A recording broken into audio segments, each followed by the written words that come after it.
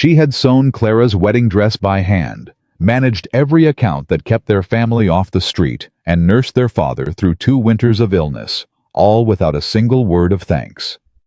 So when Clara's invitation arrived, Evelyn thought maybe, just maybe, her sister finally saw her. She opened it standing in the kitchen doorway. "You'll sit with the household staff," it said. "It's more fitting." Evelyn folded that letter so slowly it was almost gentle. Then she made breakfast for everyone, same as always. Subscribe, stay to the end, and tell me your city in the comments. This one's for every woman who was ever too good to be seen. Evelyn Carter had learned young that a woman could disappear inside her own home. Not the way a ghost disappears quiet and sudden. The way a piece of furniture disappears. The way a good chair becomes part of the floor after enough years. People stop seeing it. They just sit. That was Evelyn. 25 years old. The eldest daughter of Thomas Carter, one of the most respected landowners in Harlan County, Virginia. A man who had once had ambitions, a full estate, a working farm, and 2 daughters, one of whom he'd quietly stopped worrying about a long time ago. The summer of 1815 was hotter than most people could remember. The kind of heat that pressed down on the hills and didn't let up until well after dark. The kind of heat that made everything feel urgent and a little desperate. Evelyn felt it in her hands before she felt it anywhere else. She'd been mending the same ivory dress since before breakfast. It wasn't her best dress. It had never been her best dress. But it was the one her stepmother Margaret had told her to wear to the wedding. Clara's wedding. Her younger sister's wedding, which was now 4 days away, and had already consumed the entire Carter household for the better part of 3 months. The needle slipped. Evelyn hissed, pressed her thumb to her mouth, and tasted blood. She sat in the back room, the small one off the kitchen, the one nobody came to unless they needed something. And she breathed through her nose and counted to 4, the way she'd taught herself to do when the pressure in her chest got too big for words. 4 seconds in. Hold. 4 out. She could hear them in the parlor. Clara and Margaret, and 2 of Margaret's cousins, who had come up from Lynchburg for the celebration. She could hear the rustle of silk and the sound of Clara's laugh, high and bright, like a bell. Someone was ringing too hard. "Evelyn." She set the dress in her lap. "Yes, ma'am." "Evelyn, come in here." She folded the dress carefully, set it on the chair, stood up, smoothed her plain cotton skirt, walked into the parlor. Clara was standing in the center of the room in her wedding dress. The real one, the one that had come all the way from a dressmaker in Richmond. White silk with blue ribbon trim and small pearl buttons up the back. It fit her perfectly. Clara had always fit perfectly into beautiful things. She was 21 years old, and she was marrying William Holt, whose family owned half the farmland on the western side of the county. She was going to be a landowner's wife. She was going to have her own household, her own staff, her own set of rooms. She was going to have a life. Margaret stood beside her, beaming. The cousins were cooing over the dress. Nobody looked up when Evelyn walked in. "What do you need?" Evelyn asked. Margaret finally turned. She looked Evelyn up and down with the quick, efficient gaze of a woman who had never learned to see past utility. "The flowers for the ceremony arrangements haven't been confirmed with the Halverson farm. I need you to ride out this afternoon and speak with them directly. Make sure they understand we need the white ones, not the yellow. Clara hates yellow." "I know she does," Evelyn said. "And the linens for the reception tables need to be pressed again. Hannah did them yesterday, but Clara says they still have creases. I'll press them again. And your father needs his medicine at noon, don't forget." "I never forget." Margaret looked at her for just a moment longer than necessary. There was nothing unkind in her expression exactly. That was the terrible part. There was nothing cruel in Margaret Carter's face. There was only the blankness of a woman who had simply never considered that the person standing in front of her might be tired. "Good," Margaret said, and turned back to Clara and the silk and the cousins. Evelyn stood in the doorway of her own family's parlor for a moment. Nobody looked at her. She went to get her riding coat. The Halverson farm was 3 miles east, and Evelyn rode it alone because she always rode everything alone. She'd been doing it since she was 17, since the year of the accident, The year everything changed. The year she stopped being a girl with plans and became a girl with responsibilities. The horse knew the road. Evelyn let her mind go quiet, which was the only real rest she ever got. She thought about the dress she was supposed to wear to her sister's wedding, the mended ivory one. She thought about how Clara had looked standing in the center of the room in white silk, and how nobody had thought to ask Evelyn if she needed anything for the occasion. Not a new ribbon, not an hour to herself, nothing. She thought about William Holt, whom she had met twice. He seemed like a decent enough man, a little soft around the eyes the way men are when they've had everything handed to them, but not unkind. He looked at Clara the way men were supposed to look at women, and Clara looked back at him the way women were supposed to look at men when they were happy. Evelyn didn't know what that felt like. She'd had one conversation years ago with a young man named Nathaniel Pruitt, who had come to the county to apprentice with the local solicitor. They'd talked 3 times over the course of a month at church, at the general store, once at a neighbor's supper. He'd been kind. He'd asked her questions and listened to the answers. Then Margaret had mentioned in passing, and without malice, that the eldest Carter girl had taken over managing the estate accounts, and likely wouldn't be leaving anytime soon. Nathaniel Pruitt had stopped coming around after that. Evelyn had never told anyone. There was no one to tell. She arranged the flowers with the Halverson farm. White, not yellow. She was back before noon. She gave her father his medicine herself, sitting with him in the chair by the window, where he liked to be in the afternoons. Thomas Carter was 60 years old and moved like a man 20 years older. The accident had taken something from his spine, left him with a bad leg and a worse dependency on a cane, and in the years since, it had taken something quieter too. The particular fire that had once made him a man, people listened to in the county. He watched her pour the medicine and didn't say anything for a moment. "You're tired," he said finally. "I'm fine, Papa. You've been riding since before breakfast." The Halverson arrangements needed confirming. He was quiet again. Thomas Carter had a way of going quiet that Evelyn had always read as guilt, though she'd never said so. He looked at her the way a man looks at a debt he doesn't know how to repay, with love and with helplessness in equal measure. "Clara's happy," he said. "You know that's partly your doing." Evelyn measured the second dose of medicine carefully. "The estate being stable is what makes the wedding possible. That's just work, Papa." "It's more than work." "Then let it be more than work quietly," she said. "I don't need it announced." He reached out and touched her hand. His fingers were thinner than they used to be. "You deserve better than this house has given you, Evelyn." She looked at him. For a moment, just a moment, something moved behind her eyes that wasn't quite pain, and wasn't quite anger, and wasn't quite grief, but was made of all 3. "I know," she said. And then, because she had taught herself not to dwell, "Drink your medicine, Papa." That evening, Margaret sat down with the guest list for the wedding reception. She read names aloud as she cross-referenced with the seating chart, and Evelyn sat across from her and wrote the table numbers in neat columns in the ledger they were using for the event. It was the same ledger Evelyn used for the farm accounts. She'd cleared 3 pages at the back. "The Whitaker party," Margaret said and paused. Evelyn looked up. "Which Whitaker?" "Nathaniel Whitaker, the ranch owner, over in Boone County." Margaret said it with the particular careful neutrality of a woman who was trying not to appear impressed. "William insisted on inviting him.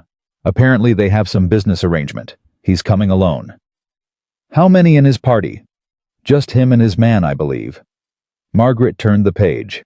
"He's a widower. Lost his wife 4 or 5 years ago. No children." She glanced at Evelyn over the top of the paper. "He's 38. Evelyn wrote the table number. "That's good for his business. Fewer complications." Margaret looked at her for a moment, then looked back at the list. She said nothing else on the subject. Evelyn did not think about Nathaniel Whitaker after that. She had 6 other things to coordinate before she could sleep. The day before the wedding, Clara found her in the kitchen. It was early, the sun barely over the hills, and Evelyn was going through the supply inventory for the reception. Flour, sugar, salt, pork, the good brandy that had to be rationed carefully. She heard Clara's footstep and knew it without looking up. Clara moved like she'd always moved, with the particular light confidence of a woman who had never had to apologize for taking up space. "You should sleep more," Clara said. "I'll sleep after the wedding." Clara leaned against the doorframe. She was wearing a light dressing gown, her hair loose, looking beautiful, the way she always looked beautiful without particularly trying. "Evelyn. Are you happy for me?" Evelyn set her pen down. She looked at her sister. Clara was 21 years old and bright-eyed and about to marry a man who would give her everything she wanted, and she was standing in the kitchen doorway asking if Evelyn was happy for her with an expression that was genuinely uncertain, genuinely curious, as if the answer might actually not be yes. And Evelyn felt something complicated move through her. Not jealousy. Something older than jealousy. Something that had been sitting in her chest for so long, it had started to feel like furniture. "Yes," she said. "I'm happy for you." Clara smiled. The relief in it was real. "I know this has all been a lot of work. For you especially. Weddings are work. I know you've done most of it. That's fine, Clara. I want—" Clara stopped, started again. "I want you to have a good time tomorrow, at the reception. I want you to enjoy it." Evelyn looked at her sister for a long moment. "I'll try," she said. Clara nodded, apparently satisfied, and drifted back out of the kitchen. Evelyn picked her pen back up. She wrote 3 more lines in the inventory column. Then she stopped, pressed her hand flat on the ledger page, and breathed in through her nose. 4 counts. Hold. 4 out. She was happy for Clara. She was also 25 years old, and wearing a mended dress to a wedding in her own family's house, and nobody had thought to ask what she needed in at least 3 years, and the last man who had shown any interest in her had quietly vanished when he found out she was too useful to leave. Both of those things were true at the same time. She'd learned to hold them both. She went back to the inventory. The wedding itself was held on the east lawn, which Evelyn had coordinated with 2 farmhands to clear, rake, and set up with rented chairs from the church. The white flowers from the Halverson farm arrived that morning exactly as arranged. The linens were pressed without a single crease. The food was timed perfectly. Evelyn had written out a schedule for the kitchen the night before, timed to the quarter hour. The ceremony was short and clean, the way Thomas Carter had always preferred things. A county minister who knew the family said the words. Clara wept beautifully at exactly the right moments. William Holt looked like a man who could not believe his good fortune. Evelyn stood in the 3rd row in the mended ivory dress with her hands folded and her face composed. After the ceremony, the guests moved to the yard for the reception. Tables had been arranged under a long canvas awning Evelyn had helped set up at dawn. The Halverson flowers were in low arrangements down the center of each table. The early afternoon light came through the canvas and made everything look warm and golden. Evelyn moved. She checked the drink service. She confirmed the kitchen timing. She spoke to the farmhands who were managing the parking of the guests' horses and carriages. She did all of this without anyone asking her to, because nobody had to ask her anymore. She simply saw what needed doing and did it. She was refilling a water pitcher from the pump near the kitchen entrance when she heard it. Poor thing, honestly. 25 and not a prospect in sight. It was one of Margaret's cousins. The one from Lynchburg. She was speaking to another woman Evelyn didn't recognize, and they were standing not 3 feet away, turned slightly away from her, under the impression, apparently, that they were unobserved. "Well, what do you expect?" the other woman said. "She's been running the place like a hired hand since she was a girl. Men don't marry hired hands. Margaret says she's perfectly content, that she prefers the work. Margaret says whatever makes Margaret comfortable." The unfamiliar woman's voice dropped through not enough. "Truth is, that girl's been so useful to that family she's made herself invisible. Beautiful too, under all that practicality. But what good does beautiful do you when nobody looks?" Evelyn stood with the water pitcher in her hand and said nothing. She had learned a long time ago that the cruelest things people said were the ones they weren't even trying to hide. She walked back to the tables. She refilled the glasses. She did not look at Margaret's cousin. The trouble started, the real trouble, the kind with teeth, about an hour into the reception. It started with Robert Finch. Robert Finch was Clara's first cousin on their mother's side, a man of 30 who had been born with more confidence than sense, and who had always had a particular talent for finding the sharpest thing he could say in any given room. He was also, by the generous estimation of half the county, considered charming. He had good teeth and a loud laugh, and money enough that people mistook his cruelty for wit. How was also, Evelyn had observed from a young age, the kind of man who could not stand to be in a room with a woman he couldn't categorize. She had been an irritant to him her whole life. He found her at the edge of the reception near the back of the awning, where she'd stopped for a moment to check the seating chart one more time. She heard him coming. By the sound of his voice, he was speaking to two other men as he approached, already performing. "There she is," he said loud enough to Carrie. "The architect of all this." He gestured around with the generosity of a man who thought he was being complimentary. "You know, Evelyn, you ought to be proud. You managed to put together quite a party for your sister." Evelyn looked at him. "Thank you, Robert. No wonder you've never had time to land a husband." He grinned. The two men with him smiled uncertainly, the way men do when they're not sure yet if what they're witnessing is funny or something else. "You've been too busy being the house manager." "Someone had to be," she said. "Sure." He took a sip of his drink. "I just wonder sometimes, don't you, whether all that practicality is worth it? A woman who can balance accounts and manage a farm crew." He looked around as if playing to a larger audience than the two uncomfortable men beside him. What man wants to come home to that? The people nearest them had gone quiet. Not all of them, but enough. Evelyn held the seating chart against her side. She looked at Robert Finch with the same expression she used when she found an error in the ledger, steady, patient, unmoved. "I reckon," she said, "that the right man would count himself lucky." Robert laughed. It was the laugh of a man who is surprised to find himself needing to recover. "Well, let's hope you find him eventually. Be ashamed to spend your whole life making other people's homes comfortable while yours stays." "Robert." The voice came from behind Evelyn, and it was a voice she didn't recognize. Low, even. The kind of voice that didn't need to raise itself to fill a space. She turned. Howe was standing just behind her left shoulder, and he was not what she'd been expecting, though she hadn't been expecting anyone at all. He was tall, broader in the chest than the fashionable men of the county, with the kind of weathered, careful face that came from years of work done outdoors and decisions made without the benefit of much help. His jacket was good quality, not showy, but good. His hat was in his hand. He was looking at Robert Finch with an expression of mild, steady interest, the way a man looks at something he's already assessed and found wanting. "I don't believe I've had the pleasure," he said to Robert.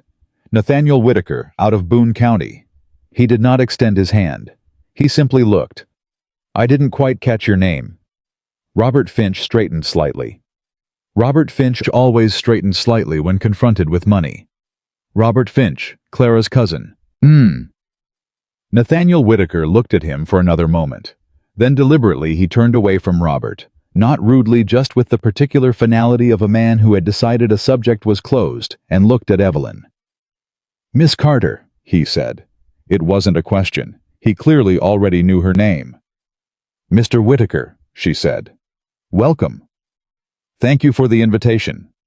He looked around the reception, a brief, genuine scan, not a performance. "You put this together." It was also not a question. "Most of it," she said. "The table arrangements are well done. The flowers. They're from the Halverson farm." "I know the Halversons. Good farm." He looked back at her. His eyes were gray-brown, direct. Not soft exactly, but with a quality of attention in them that Evelyn was not accustomed to receiving.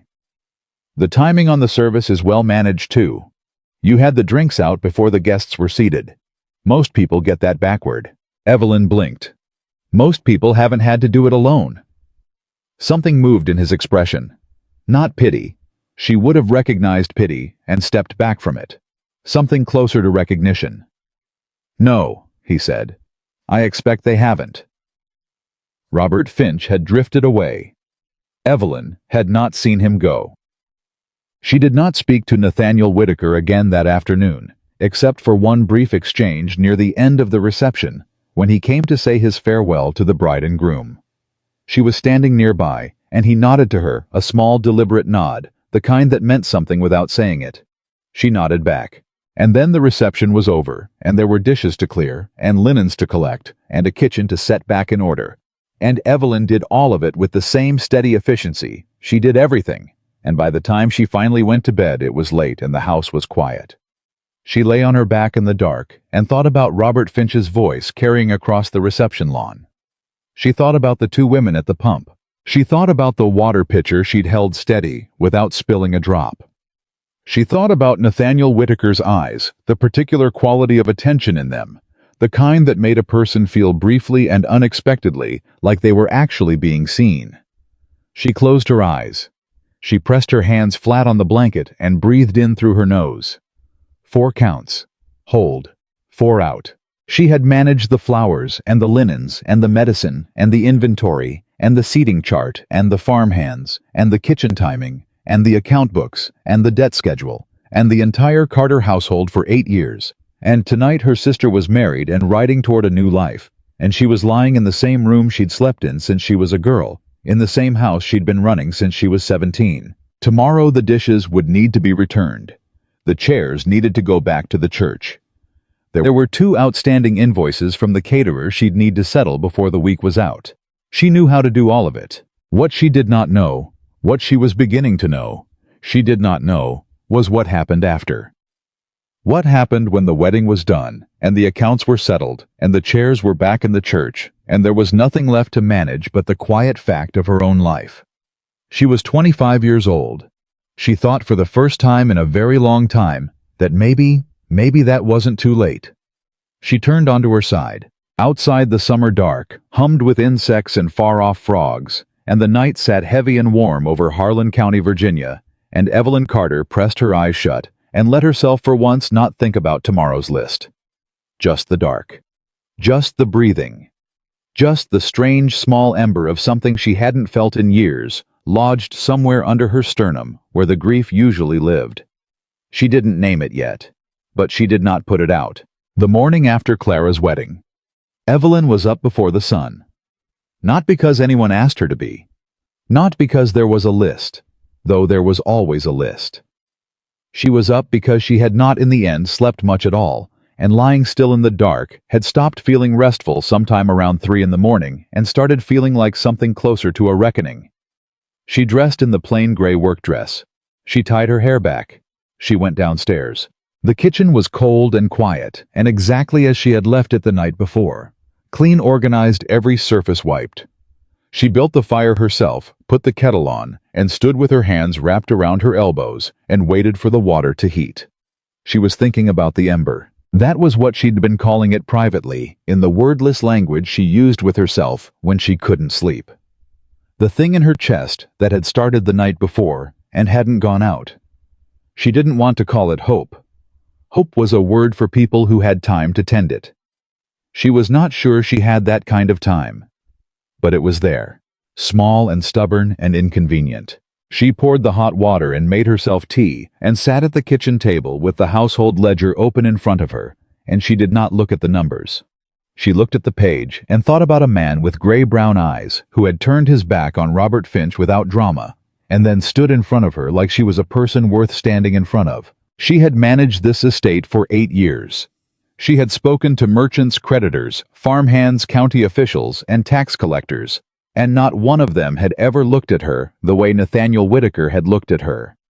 Not with desire, though she was honest enough with herself to notice there had been something of that too. With attention. With the particular focused regard of a man who looked at something and actually saw it instead of seeing only what it was useful for. She told herself it meant nothing. He was a guest. He was gone now, back to Boone County, back to his ranch and his business and his life. Men like that did not come back around for women like her. She believed that. She also could not put the ember out. The kettle was still warm. She poured a second cup she didn't need and opened the ledger to the right page and started working. That was how the morning found her. That was how most mornings found her. She did not know that by nightfall, the thing she'd been quietly carrying for 8 years was about to be lifted into the light where everyone could see it, and that the lifting would not be gentle. Margaret came down at 7:30 with the expression she wore when she had been thinking about something unpleasant and had decided to make it Evelyn's problem. "I spoke to William's mother last evening," she said without preamble, settling herself at the table across from the ledger. "Before she left, she wanted me to convey how beautifully managed the reception was." "That's kind of her," Evelyn said. She said she couldn't believe one person had organized all of it. There were 2 farmhands and Hannah in the kitchen. "She meant you," Margaret said. There was a pause. Margaret's pauses were rarely comfortable. They had the quality of a door left open in a cold wind. Something was coming through them, you just didn't know what. She also mentioned in passing that she'd spoken to Nathaniel Whitaker before he left. Evelyn did not look up from the ledger. "Did she?" "She said he'd asked about you." Now Evelyn looked up. Margaret was watching her with the careful, calibrated expression of a woman who had learned to deliver information in a way that kept the power of it in her own hands. "He asked William's mother who you were, whether you were attached, that sort of thing." She smoothed her skirt. "Of course I had William's mother tell her the truth, that you're the estate manager here, that the family relies on you, that you're not in a position to be, that there's no expectation of you marrying anytime soon." The kitchen was very quiet. Evelyn set her pen down. She did it carefully. She was always careful. "You told her I wasn't in a position to marry," she said. "I told her the truth," Margaret said. "This household depends on you. You know that." "I know," Evelyn said. "It wouldn't be practical." "I know," Evelyn said again. Her voice was even. She had spent 8 years making her voice even. "Thank you for telling me, Margaret." Margaret looked at her for a moment, perhaps expecting something more, some argument, some display of feeling that would need to be managed. When it didn't come, she nodded satisfied and reached for the teapot. Evelyn picked her pen back up. She wrote 2 lines in the ledger. She got the numbers right both times, which impressed even her because what she was feeling in that moment was the specific, blazing, careful fury of a woman who has just realized that the cage she'd been living in wasn't built by accident. Margaret hadn't done it cruelly. That was the worst part. Margaret hadn't thought about it long enough to be cruel. She'd simply looked at the board, moved the piece that protected her comfort, and gone back to her tea. Evelyn had been managed. The way you manage an asset. The way you manage a resource. The way you manage something you depend on so deeply you can't afford to let it have its own ideas. She wrote another line in the ledger. Correct. She would finish the accounts. She would return the chairs to the church. She would settle the outstanding invoices.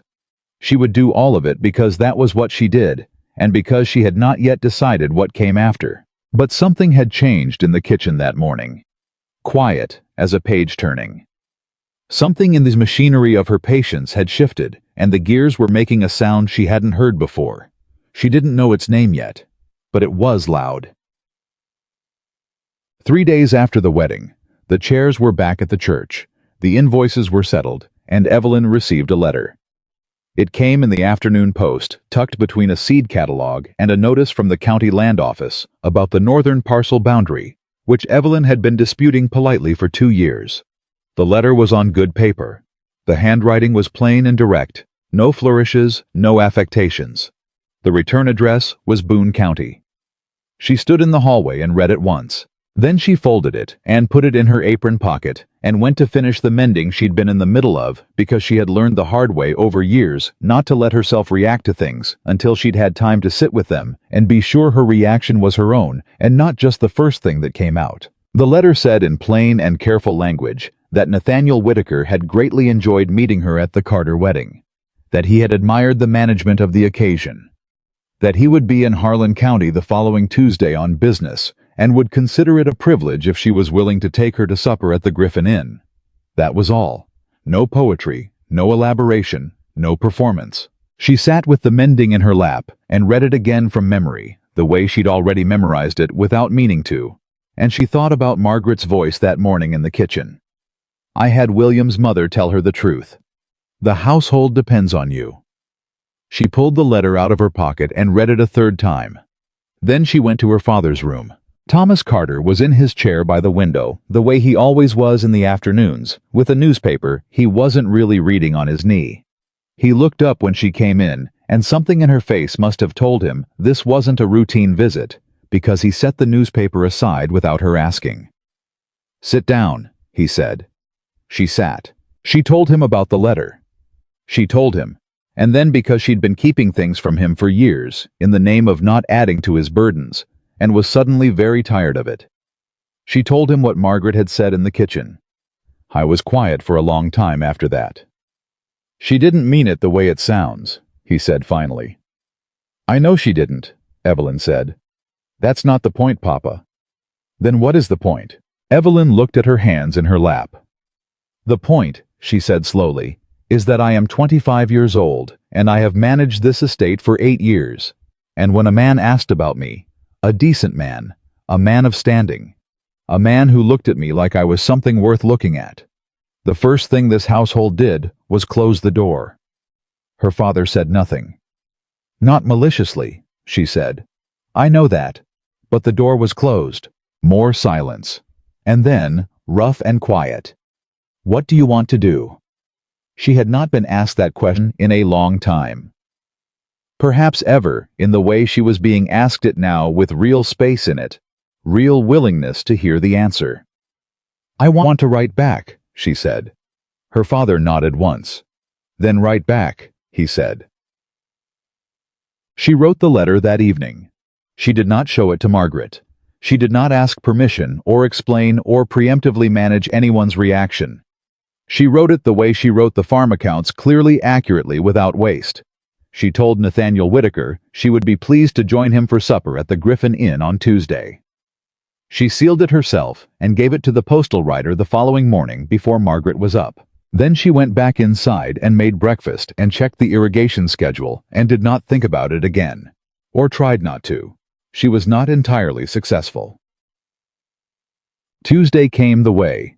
Important things come at the same speed as every other day, which felt unconscionably slow and then suddenly too fast. She had pressed the better of her 2 remaining good dresses herself. Not the mended ivory one. She had put that one at the back of the wardrobe, with a feeling she didn't examine too closely. The other was a deep green wool, simple in cut, without ornament. It was the one she wore when she went to the county land office or met with the solicitor. It was a dress for being taken seriously, which was, she decided, an appropriate thing to be. Margaret noticed at breakfast. "You're dressed for going out," she said. "I have an appointment in town," Evelyn said. She poured her coffee. "I'll be back before dark." Margaret's eyes moved over the dress with the quick assessment of a woman cataloging information. "What kind of appointment?" "Business," Evelyn said. It was not technically a lie. She had come to believe that supper with a man who had written her a letter was in fact her business. Entirely and specifically hers. Margaret opened her mouth. Evelyn picked up her cup, looked at her stepmother with an expression of pleasant, immovable calm, and said, "I've already checked in with Hannah about supper. Papa's medicine is measured and labeled on the kitchen shelf. The North Pasture fencing check is scheduled for Thursday. Everything is in order." Margaret closed her mouth. Evelyn finished her coffee. Thanked Hannah for the bread, kissed her father's cheek. He caught her hand and pressed it. Said nothing. But his eyes said something she needed, and walked out to where the horse was already waiting. The Griffin Inn was the best establishment in Harlan County, which was not saying an enormous amount, but it was clean and well run, and the food was honest, and Evelyn had been in it exactly twice in her adult life, both times on estate business. Nathaniel Whitaker was already there when she arrived. He stood when she walked in. That was the first thing. He stood immediately without hesitation, the way a man stands when he means it, and not when he's remembering his manners. He looked the same as he had at the wedding. Same plain good quality clothes, same weathered steadiness in his face. But something was different about seeing him in a smaller space. He seemed paradoxically less large and more present. "Miss Carter," he said. "Thank you for coming." "Mr. Whitaker." She sat across from him. "Thank you for the invitation." A waiter came. They ordered. And then there was a moment, brief, slightly uncertain, the way the first moments of honest conversation always are where they were. Simply two people sitting at a table in a county inn with no performance required of either of them. It was Evelyn realized one of the most unfamiliar feelings she'd had in years. "I'll be direct with you," Nathaniel said. "I prefer it." "So do I," she said. "I noticed you at the reception," he said. "Not the way a guest notices the help. The way—" He paused, choosing words with the care of a man who didn't use them carelessly. "I watched you manage 4 separate crises in the space of 2 hours without anyone knowing they'd happened. The flower delivery that came to the wrong entrance. The seating dispute between the Ellison party and the Holts. The kitchen timing when one of the serving boys didn't show." Evelyn stared at him. "You saw all of that?" "I was watching," he said simply. "I didn't know you were the one doing it until I asked. I thought you were hired on, management staff." "A lot of people do," she said. "And then I found out you were Thomas Carter's daughter." He looked at her directly. "And I found out what you'd been doing for this family for 8 years. And I had a conversation with William Holt's mother that told me someone in that household had decided you weren't available." He paused. "I want to be clear that I did not find that to be her information to give." Something in Evelyn's chest tightened and released at the same time, the way a knot does when the right pressure is applied. "She was conveying the family's position," she said carefully. "Sure, and I'm conveying mine." He picked up his water glass. "Which is that I'm 38 years old. I've been alone for 5 years. I run a large ranch with competence but not joy, because the things I was best at doing with another person I've been doing alone, and it's not the same. I'm not looking for a woman to manage my household. I have people for that. I'm looking for—" He stopped again. "Someone I can talk to," he said finally. "Someone who thinks in straight lines. Someone who doesn't perform." Evelyn looked at him for a long moment. "I'm not very good at performing," she said. "No," he said. "You're not. That's the first thing I noticed." The food came. They ate. And they talked. Really talked in the way that Evelyn had not talked with another person, she realized slowly, and with something like grief in years. Not about the estate or the accounts or the fencing schedule or Clara's wedding or her father's medicine. About things that were hers. About the books she'd read when she was a girl and had set aside when there was no time. About the land and what she'd learned of it in 8 years of managing it. About what she thought a well-run property looked like at its best, and what she thought was wasted in most of the ones she'd seen. He listened. He actually listened, not waiting for his turn, not preparing his next point. He listened, and then he asked questions, and the questions were good, which told her something important about the quality of his attention. She listened back. His wife had died of fever 4 years and 8 months ago. He was specific the way people are when a date has marked them. Her name had been Sarah. He did not make her a saint or a tragedy. He spoke of her with the plain, careful honesty of a man who had loved someone real. He talked about the ranch and what he wanted to build there and what he hadn't been able to manage alone. He talked about his 2 older brothers, both back in Maryland, both with opinions about what he should do, none of whom he ever listened to. "That sounds familiar," Evelyn said. He smiled for the first time. It changed his face not into something soft, but into something warmer. "I expect it does."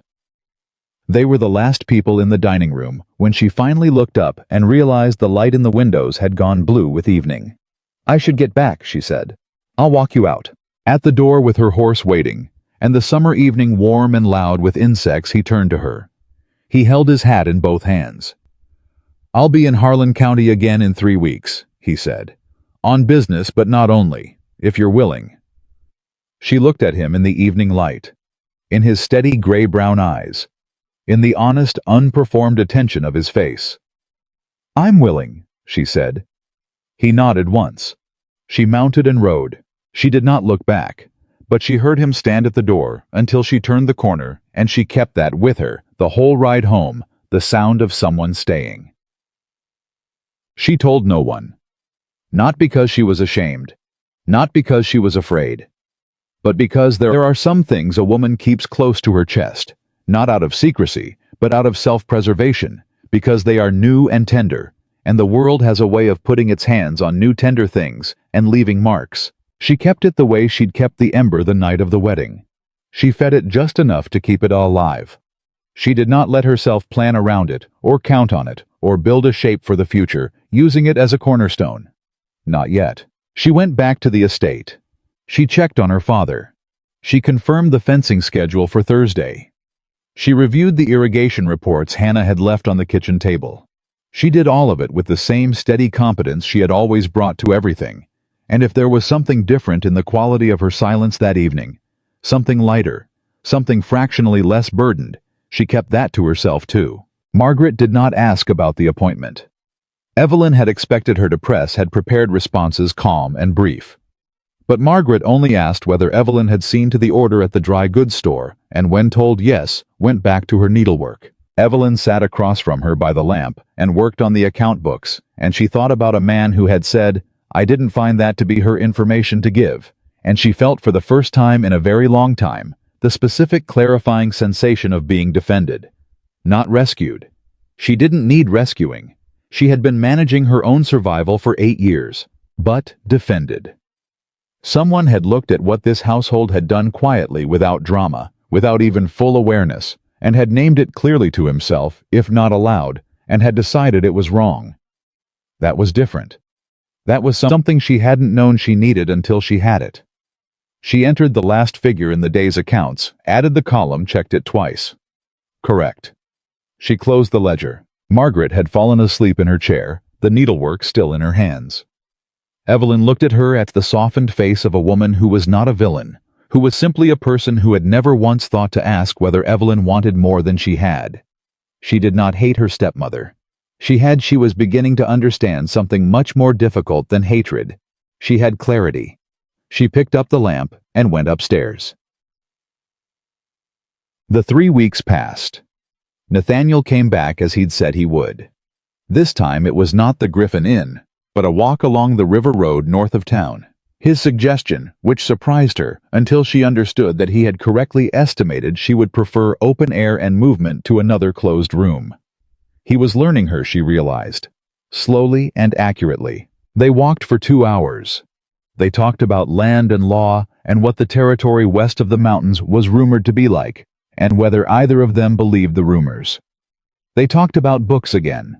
He'd read one she'd mentioned at supper, had ordered it from Richmond, and finished it in the intervening weeks, and he wanted to know what she'd thought of the 3rd chapter's argument.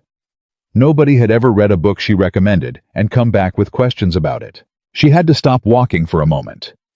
"You all right?" he asked. "Yes," she said. "I'm fine." She started walking again. "The 3rd chapter," she said, "is where the whole argument either holds or it doesn't. I think it holds, but only if you accept the premise in chapter 1, which I don't think most people bother to read carefully enough." He looked at her.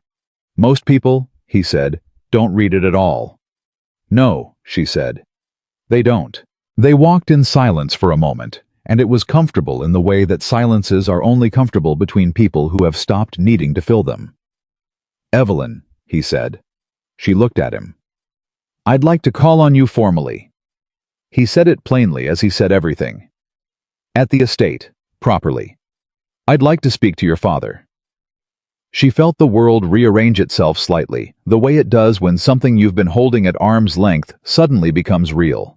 "That might be complicated," she said. "I expect it will be," he said. "I'm not deterred." She looked at the river for a moment, then at him. "My stepmother will have opinions." "I have no doubt." "She may make it difficult. Miss Carter." He stopped walking. She stopped too. He looked at her with the direct, unhurried attention she had already come to recognize as simply the way he was not a performance of seriousness, but the thing itself. "I've spent 5 years alone on a ranch because I was waiting for something real. I'm not inclined to let someone else's opinion of your availability stand between me and asking for what I want. If that's acceptable to you." She looked at him for a long moment. "It's acceptable to me," she said. He nodded. They resumed walking, and somewhere in the deep, practiced quiet, where she kept the things that mattered next to the ember that hadn't gone out, Next to the memory of her father's hand pressing hers, next to the 8 years of work and the mended dress and the water pitcher she'd held steady, she put this too. A man had looked at the shape of her life and decided he wanted to be in it. Not because she was useful, not because she was convenient, not because the household depended on her, because she was worth wanting. She did not cry. She was not in general a woman who cried easily, and she was not about to start on a public road in the middle of the afternoon. But she breathed in deep all the way down, and she let herself feel the full weight of it. Then she pointed at a hawk circling above the tree line and said, "Red-tailed. You see them more this time of year." And Nathaniel Whitaker looked up and said, "Every year they come through the west ridge of the ranch in August." And they walked on together in the summer afternoon, and behind them the river ran on, and above them the hawk turned slow circles in the blue Virginia sky. She was 25 years old. She was not, she decided, going to spend the rest of her life being managed. Nathaniel came to the estate on a Thursday. He had sent word ahead, a brief direct note the way he did everything, saying he intended to call on Thomas Carter that afternoon if the timing was convenient. Evelyn had read the note at the breakfast table with Margaret sitting 4 feet away, and she had folded it and placed it in her pocket and said calmly, "We'll have a visitor this afternoon. Nathaniel Whitaker from Boone County. He's coming to speak with Papa." The silence that followed had texture to it. Margaret set her cup down. "Speak with your father about what?" "About me," Evelyn said. "I expect." She got up and took her plate to the kitchen, and she heard Margaret behind her pushing back her chair with the particular controlled force of a woman gathering herself for a confrontation she hadn't anticipated and wasn't ready for. "Evelyn." She turned in the kitchen doorway. "Margaret. You've been seeing this man." "I have. Without telling anyone." "I told Papa." She paused. "He knew." Something moved across Margaret's, a quick, unguarded flash of something that was partly hurt, and mostly the shock of discovering that the household had had a conversation without her. "You should have told me. You should have consulted."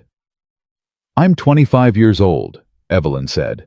Not loudly, not with heat, just the plain, clear fact of it laid down like a stone. "I'm not required to consult anyone." Margaret stared at her. Evelyn turned and went into the kitchen. She stood at the work table for a moment with her hands flat on the surface, and her eyes closed, and she breathed through it, the familiar tightness, the old instinct to go back and smooth it over, to apologize for something that didn't require an apology, to make it easier for someone else, at the cost of making it harder for herself. She didn't go back. She made tea instead. Nathaniel arrived at 2 o'clock in the afternoon. Evelyn heard the horse and went to the door herself because she had decided she was done letting other people control the entrances and exits of her own life. He was in good clothes, not formal, but deliberate. He handed her the reins without being asked, which told her he'd been in farmhouses enough to know the shape of them. "Good afternoon," he said. "Good afternoon." She looked at him. He looked at her. There was briefly an acknowledgement between them that this was a significant thing, and that they were both treating it as such, and that was enough. She led him inside. Thomas Carter was in the sitting room in his good chair, which Hannah had been instructed to prepare. He was dressed with more care than usual. Evelyn had left his good jacket on the chair hook that morning without comment, and he had put it on without comment, which was how they communicated when words felt like too much. He looked up when Nathaniel Whitaker came in. Nathaniel crossed the room, extended his hand. Thomas took it. They shook like two men who had both seen enough of the world to skip the performance and get to the substance. "Sit down, Mr. Whitaker," her father said. Evelyn excused herself, not because anyone asked her to, but because this part wasn't hers to manage. She had understood that. It was her father's to give, and Nathaniel's to ask, and she had her own opinions about the tradition of it, about a grown woman's future being negotiated between two men. But she also knew her father, and she knew that this moment was one he needed. One he'd been quietly waiting to have, maybe for longer than she'd realized. She went to the kitchen and sat with Hannah and listened to the ordinary sounds of the house, and did not try to hear through the walls. 20 minutes later, Nathaniel came to find her. He stood in the kitchen doorway with his hat in both hands, and something in his expression that wasn't quite a smile, but was adjacent to one satisfied, careful warm. He said yes, Nathaniel told her. She looked at him. Did you expect otherwise? No, he said. But I'm still glad to say it. Hannah made a small sound beside her that might have been a suppressed exclamation and became very interested in the bread she was kneading. Evelyn stood up from the table. Then we have something to discuss, she said. We do, he said. She walked past him into the hallway, and he followed her, and behind them, Hannah almost certainly stopped pretending to knead. Margaret found out before supper. Evelyn told her herself in the sitting room with her father present. She stood and spoke plainly. They were courting formally with his intentions known and her father's blessing given. She expected the household to receive that information with the same straightforwardness she was delivering it. Margaret was quiet for longer than Evelyn had ever heard her be quiet. He's from Boone County, she said finally. Yes. That's 3 days' ride. About 2.5 on good roads. You'd leave. She said it not as an accusation exactly, but with the quality of someone who has just understood something they should have understood years ago and found the understanding unwelcome. You'd leave the estate. Yes, Evelyn said. But the accounts? I'll train someone before I go. She'd already thought about this. She'd been thinking about it, she realized, for longer than she'd admitted to herself. Hannah has a good head for figures. Or we can find someone from the county.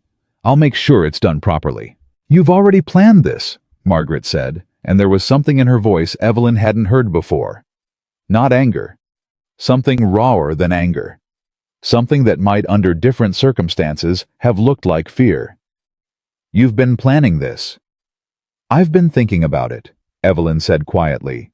The way a person thinks about a future, that's all. Thomas Carter spoke from his chair. Margaret.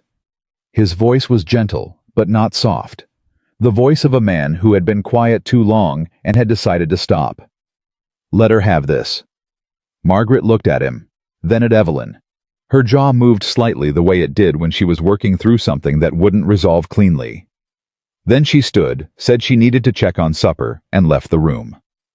Evelyn looked at her father. He looked back at her with that debt and love expression she'd been reading her whole life, and for the first time she thought it had shifted slightly. There was something less helpless in it than there used to be. Something that was trying even now to become more than it had been. She's frightened, he said. I know. She doesn't know how to say it like that. I know that too, Papa. He reached out. She crossed to him and took his hand, and he held it the way he had that morning before the supper at the Griffin Inn, pressing it, saying without words the things he hadn't learned to say with them. I should have protected your dreams, he said. A long time ago. She'd heard him say it before, versions of it in the private language of guilty men trying to repair what they couldn't undo. But this time, she didn't brush past it the way she usually did. She let it land. You can protect them now, she said. That counts. He nodded. His eyes were wet. She squeezed his hand once more and let it go. The county found out the way. Counties always find out things all at once, and from several directions simultaneously. By the following Sunday at church, there were looks. By Tuesday, there were comments. By Thursday, there was Robert Finch. He found her at the dry goods store on Merchant Street, which was where she'd been every Thursday for 8 years, because that was when the weekly supply order came in, and someone had to check it against the manifest, and someone had always been Evelyn. He came in behind her with 2 other men from the county men. She recognized vaguely, social acquaintances of his, the kind who traveled in his wake because he had money and a loud voice, and being near him felt briefly like being near something that mattered. Evelyn Carter, he said with the theatrical warmth of a man who has prepared something. I've been hearing interesting things. She checked the manifest against the sugar delivery without looking up. Have you? Nathaniel Whitaker. He said the name like it was a punchline he was building toward. Rich rancher, Boone County, widower. He came to stand near her just inside her peripheral vision. Ambitious choice for a woman in your position. My position, she said. Estate manager for your father's farm. He said it pleasantly. which from what I understand has been holding together primarily because of your accounts work, which would leave rather a gap, I imagine, if you were to, he paused for effect, relocate. She set the manifest down. She turned and looked at him directly the way she'd looked at ledger errors, straight and without flinching. My position, she said, is that I am a grown woman making my own choices. What exactly about that requires your commentary, Robert? He blinked. He had not been expecting the direct line. He recovered quickly. Men like Robert Finch always recovered quickly. It was their primary skill, and smiled. Just thinking about what's practical. For the family. You know how these things go. A man like that as a door shutting. You've been making commentary about my life in public spaces since I was 19 years old, Robert. At the reception. At the church. In this store right now. She looked at him steadily. I've been patient with it because I had other things to manage. I don't have the same patience anymore. The store was very quiet. The man behind the counter had found something fascinating to look at near the ceiling. Robert's two companions had stepped back slightly, the unconscious movement of men who sense a shift in weight and want to be clear of the fall. Robert Finch looked at her, and for just a moment, brief and quickly suppressed, something passed across his face that was not cruelty, and was not wit, and was not performance. It was the genuine, unadorned surprise of a man who had just realized he'd been reading someone wrong for years. I meant no offense, he said, and for once he almost sounded like he meant it. I know you didn't, she said. That's been the problem all along. She picked up the manifest, confirmed the last two items, signed the receipt, and walked out. Her hands were steady. She had made sure of that. Outside, with the summer morning loud around her, and the main street going about its business. She stopped for just a moment and let herself breathe. Not the controlled 4-count. Just a real breath, the kind that filled all the way down. That had cost her something. She knew it would. Robert Finch was not a man who absorbed a public correction quietly. He had friends, and he had a mouth, and he would talk the way he always talked. But she found standing there on Merchant Street in the summer heat that she did not particularly care. She had been managing Robert Finch's comfort for 6 years. She was done. What she was not prepared for came 4 days later, and it did not come from Robert Finch. It came from Clara. Clara had been home for a visit, her first since the wedding 2 months prior, and she'd come with good color in her face and an easy happiness about her that looked genuine and made Evelyn genuinely glad. They had been getting along better than they sometimes did, which Evelyn had attributed to the fact that Clara was no longer under the same roof, and therefore neither of them had to perform for the other constantly. They were in the kitchen together on a warm afternoon. The kind of afternoon where the heat came off the fields and settled on everything, and even talking felt like an effort. Clara was peeling apples she'd brought from the Holt orchard. Evelyn was reviewing the month's accounts. It was domestic and quiet, and almost, Evelyn thought, pleasant. Then Clara said, without looking up from the apple, "Are you sure about him?" Evelyn kept her eyes on the ledger. "Sure about who?" "Whitaker." Clara's voice was careful in a way that immediately told Evelyn the carefulness was deliberate. She'd been thinking about this. She'd been working up to it. William knows his family, his business, and there are things." "What things?" Evelyn said. "His first wife." Clara set the apple down. It wasn't just the fever, Evelyn. William says there was something before the fever. That she was unhappy. That she'd told her sister she felt. She stopped. Picked the apple back up. "Isolated, on that ranch, with no family nearby and no. He's very particular, William says. Very controlled. And she felt." "Who told William this?" Evelyn said. "Her sister. She's married to one of William's business associates." "One person," Evelyn said. "One person relayed through 2 other people." I know how it sounds. I'm not saying it's true. I'm saying I want you to be careful. Because you..." Clara put the apple down again and looked at her directly. "You've given this family everything, Evelyn. I know I haven't said that enough. I know that we've all been, I know. And I don't want you to run away from here and end up somewhere worse because you needed to leave so badly that you didn't." "Stop," Evelyn said. Clara stopped. Evelyn closed the ledger. She set her pen down flat. She looked at her sister, at Clara's open, genuinely worried face. The face of a woman who was trying, who was fumbling, who was doing better than she used to, and still not quite doing enough. "You're telling me," she said slowly, "that I should be cautious about a man who has been nothing but honest and careful and direct with me, based on something a stranger said to William. Based on the fact that you're my sister," Clara said, "and you've never done this before. And you're moving fast, Evelyn." "Fast," she said. "Clara, I am 25 years old. I have been still for 8 years. I am not moving fast. I am moving. I just don't want—" "I know what you don't want." Evelyn stood. She picked up the ledger and held it against her chest. "You don't want me to be unhappy. I believe you mean that. I do." She looked at her sister. "But you don't get to decide what safety looks like for me. You have never had to decide what safety looks like for yourself. This family made sure of that. I've had to build mine from the inside out without help for years. I know what I'm doing." Clara's eyes were filling. "I know you do. Then trust me to do it." A silence. Clara pressed her lips together, nodded once, a motion that carried genuine effort. "I'm sorry," she said quietly. "I handled that wrong." "Yes," Evelyn said. "You did." She softened it slightly, not because Clara deserved softening, but because she was, despite everything, her sister. "But thank you for trying." She went back to the accounts room. She sat down.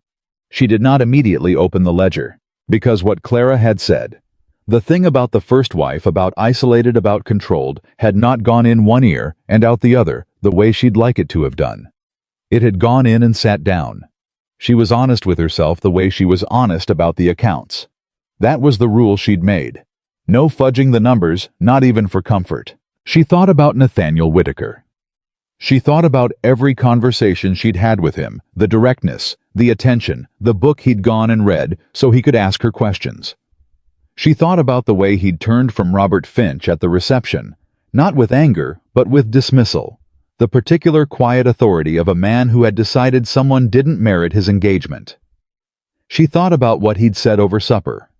"I'm not looking for a woman to manage my household.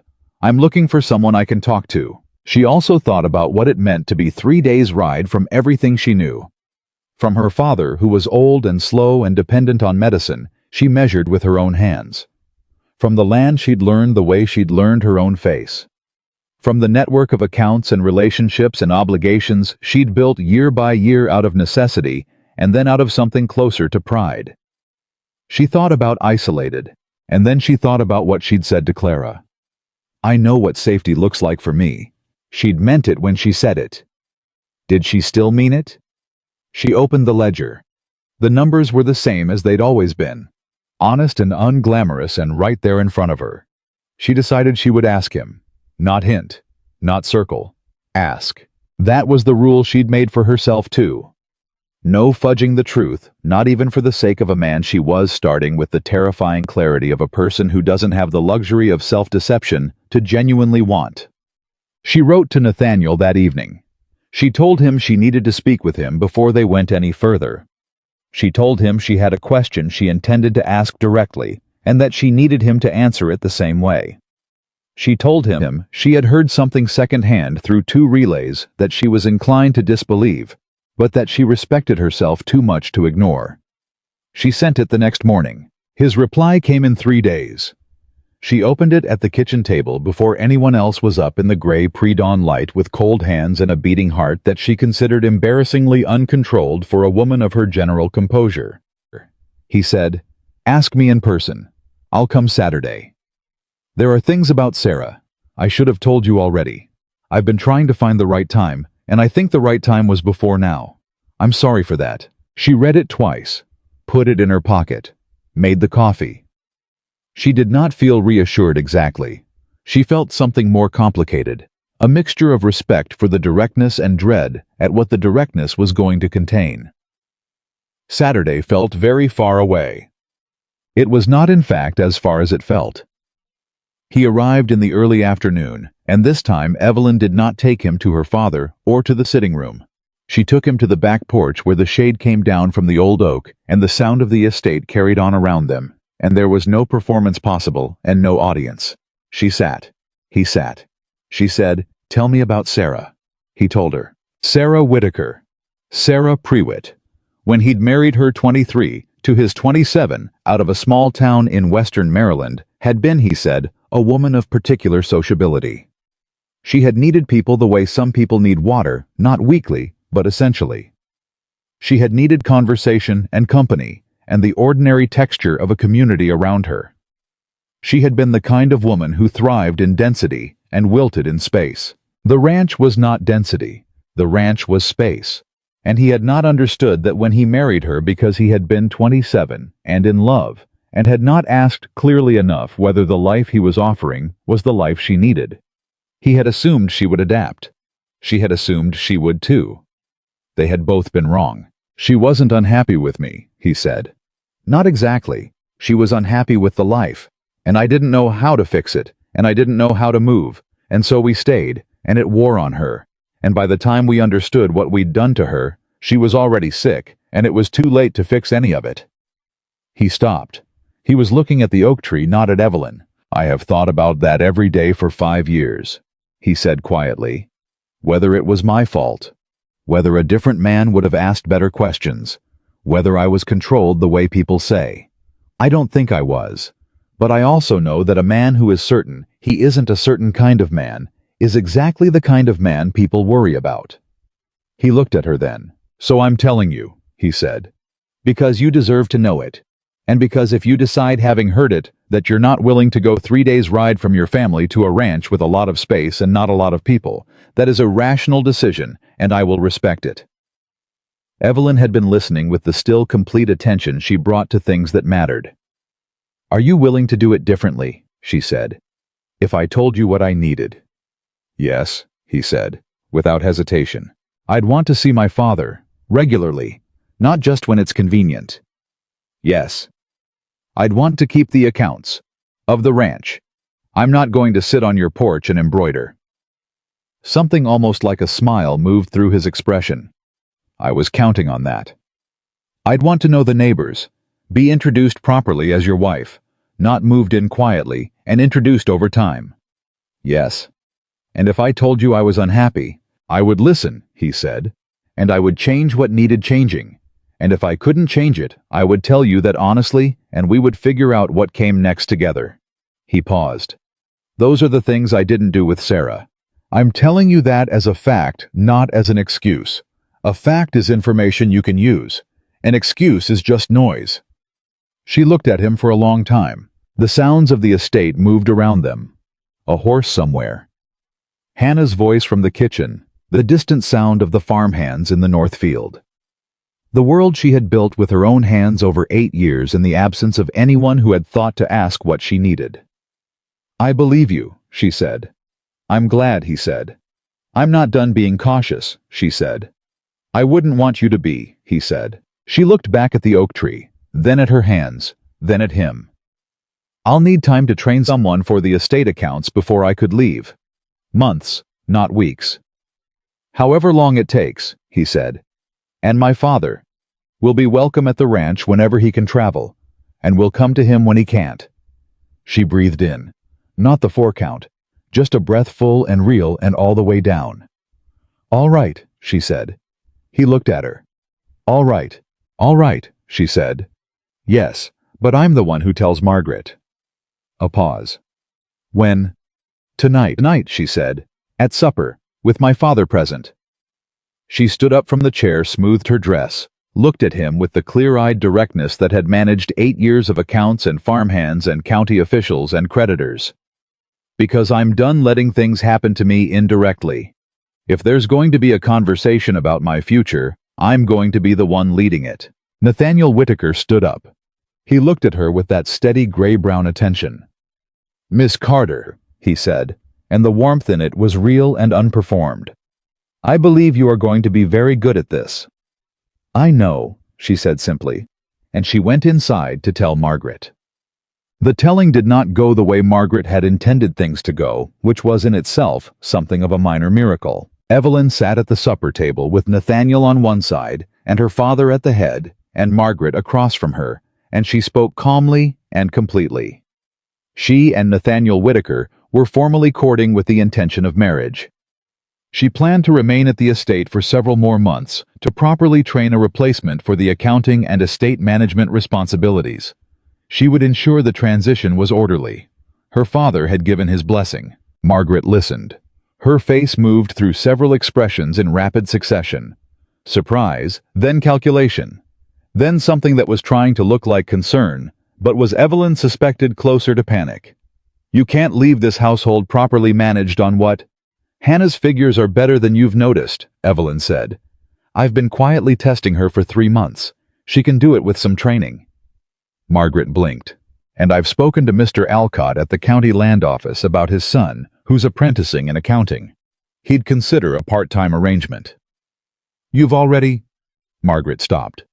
"You've already arranged this?" "I've begun considering options," Evelyn said. "That's what a responsible person does." Nathaniel was very still beside her. Not uncomfortable.